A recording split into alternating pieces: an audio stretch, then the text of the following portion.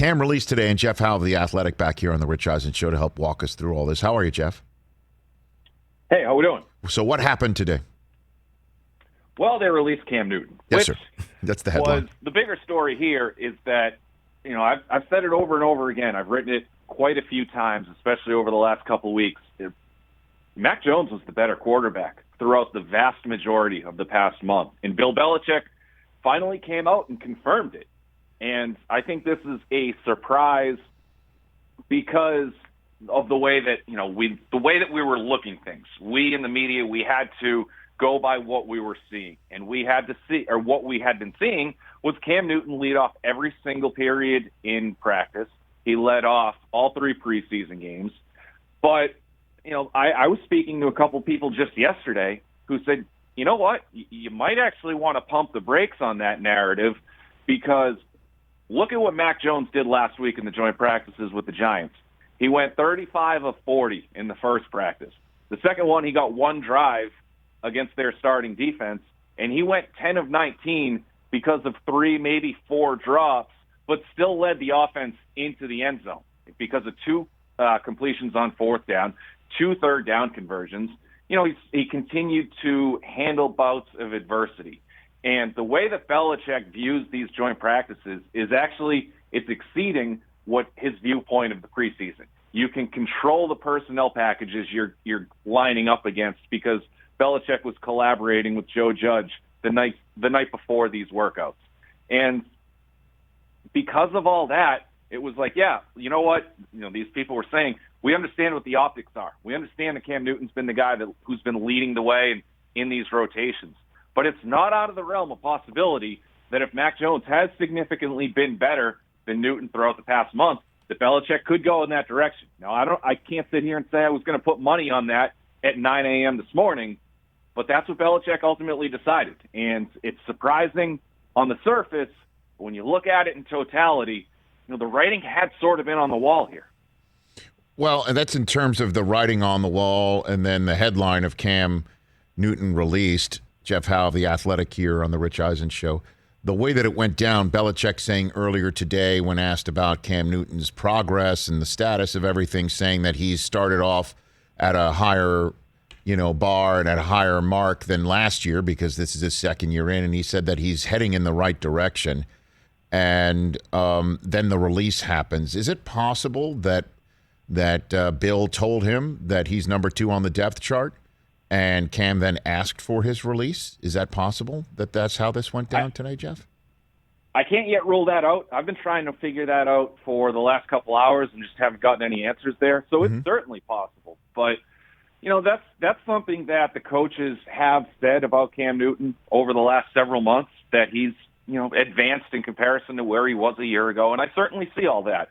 On the other side of that coin, I meticulously chart every single throw in these practices, 7-on-7s and 11-on-11s, so all these team drills. And from last camp to this camp, Newton's completion percentage is down, his adjusted accuracy rate, which factors in drops, has declined, and his interceptions have gone up despite less throws.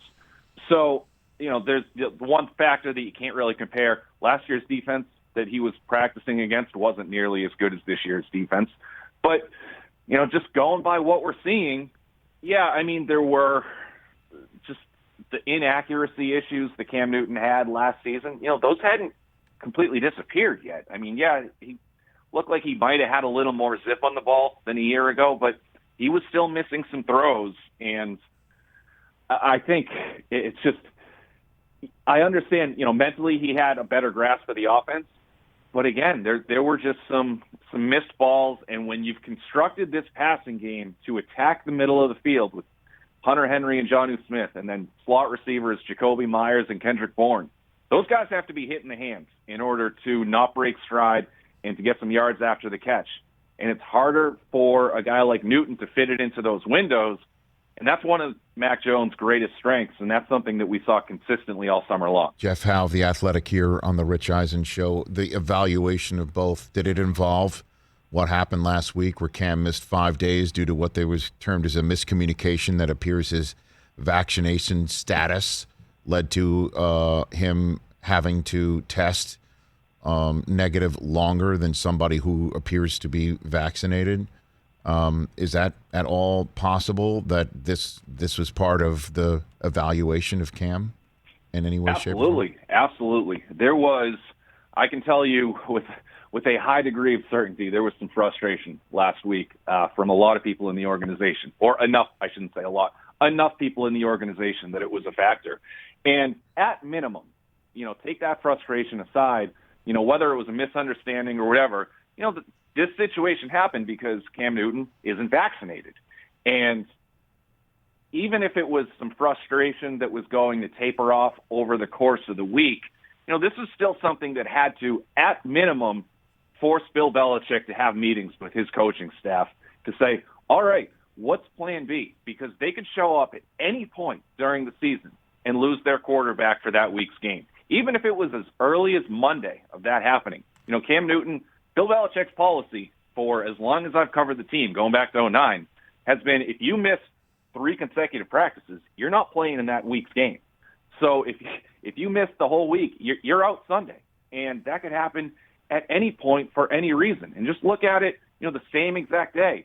The Bills lost, a few players because they were close contacts and they were unvaccinated. So it's not even like, Cam Newton could do all the right things and he could quarantine himself and all that stuff. But if you show up to the facility one day and all of a sudden you've got a trainer who's COVID positive and you were in that room or whatever, an equipment manager, anybody, all of a sudden your starting quarterback's gone. So that was something that had to factor into the equation.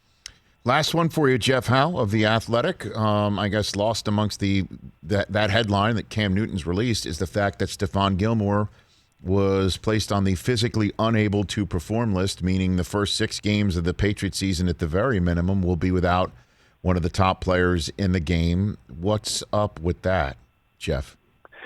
Yeah, it's funny because you say it's sort of lost in the headlines there. I woke up this morning thinking Gilmore's status, whether it was remaining on PUP or otherwise, was going to be the biggest story of the day. So that was certainly a big development because, he told Josina Anderson, I think last month now at this point, that he would be ready for training camp if he needed to be.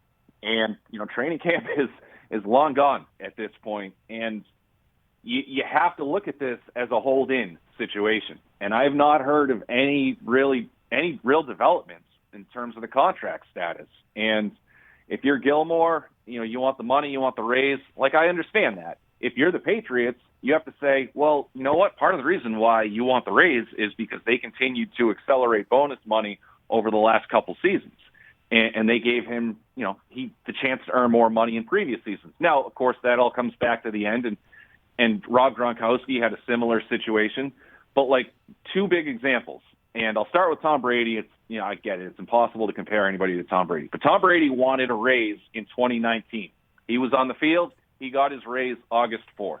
Rob Gronkowski in 2018 wanted a raise in the last year of his deal. He was on the field. He got it August 30th.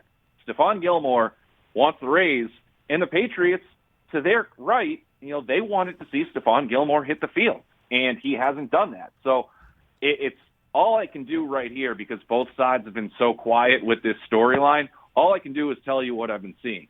And if the Patriots have not seen Gilmore hit the field for these practices, they have the right to be reluctant to give him a ton of money going into the season. So at this point, it's been one of the more surprising developments. I never imagined it was going to drag out this far into the process, and now it's going to go even further because he's going to be on the PUP list for a minimum of 6 weeks. So let's just assume it is a hold-in where he's just like, hey, I'm showing up, but I'm not practicing this and that and the other thing.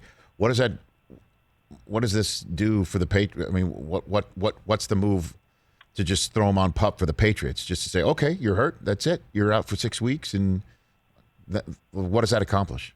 I don't know. I think it's just a hardline stance. It's a hardline negotiating stance. I think. Wow. I mean, again, until somebody is a little more vocal about this process, all I can do is sort of read between the lines. And I mean, you look at, I don't know, I guess Logan Mankins was a holdout midway through the season back in 2010. He eventually got his money, but he was also coming off his rookie deal. He was a lot earlier in his career. I mean, this is tough. I don't think anybody wins with this scenario because Stephon Gilmore, I mean, a lot of people kind of got on him last year about his season. Right. Like, Stephon Gilmore was one of 3 defensive backs to win Defensive Player of the Year over the last quarter century. Like, what he did in 2019 was absurd. You have to play at an absurdly high level to win that award as a cornerback. So he wasn't going to be the same player. But I think a lot of people confused not being the same player with being bad. Like, Stephon Gilmore was still probably one of the 3 best cornerbacks at worst in the NFL last year. Taking him off the field does not help the Patriots. And they're going to have J.C. Jackson step into that number 1 role. J.C. Jackson last year, in my opinion, was the best number 2 cornerback in the league. When he was the number 1 without Gilmore, he had a roller coaster ride, and he had some rough games when quarterbacks just were not afraid to throw his way. We know how good he is playing the ball in the air, but he's going to get a chance to go out and prove that he can be a number 1 cornerback. Either way, he's going to get like just a boatload of money next offseason in free agency. But then, number 2, you got Jalen Mills. And look, Jalen Mills is a nice guy. He practices hard. He does a lot of things the right way. He's not Stephon Gilmore. There's a natural drop-off in talent from Gilmore to anybody. But Jalen Mills is going to be their number 2 guy, and John Jones is a really good slot cornerback. He's dealt with some injuries this offseason, but, he should be ready for week 1, I would assume. And, I guess the other fallout is this possibly buys enough time for Jawan Williams to make the roster as their backup boundary cornerback. Jeff Howe, thank you for the time. What a day. What a day. We'll catch up down the line. Appreciate it. All right. Thanks, Rich. Jeff Howe, The Athletic. Hey, you watched all the way to the end. Thanks for that. Watch more right here.